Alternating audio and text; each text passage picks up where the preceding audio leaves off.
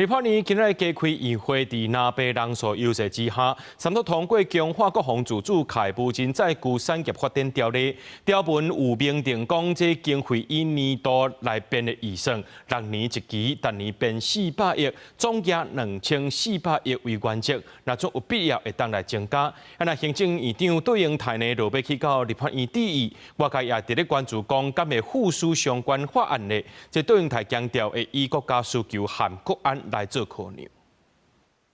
強化國防自主及無人載具產業發展條例制定通過。在休會進前，立法議會27日處理無人機條例，在野黨是憑人數的優勢。經過表決是通過國民黨團的版本，三讀的條文是明定需要的經費以年度預算來編列，以6年做一期，逐年編400億，攏總2400億做原則，必要的時陣會當增編。我們要支持能夠做到非鴻供應鏈，能夠有一定程度的資安以及穩定發展的優良廠商，才能夠加入這樣的一個無人機國家隊。我們覺得要設置產業發展的戰略的特別的委員會，不管你是軍用、商用的這樣子的一個策略發展，避免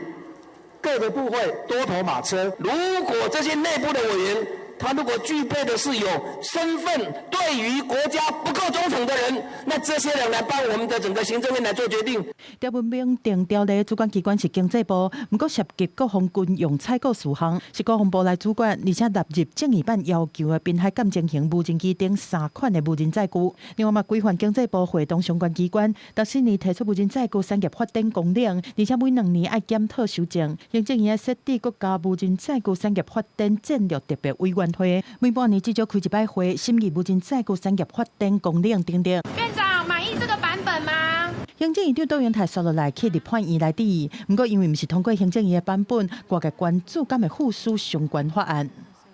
我也很樂於看到，國會裡面都能夠有充分的討論，大家交換意見。